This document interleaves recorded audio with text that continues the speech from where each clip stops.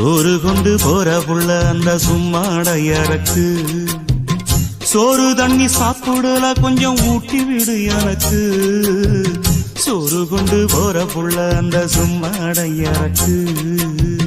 வேணாங்க வேணாங்க இங்க வேணாங்க ஆத்தங்கர ஓரத்துல ஒரு அத்தி மரம் இருக்கு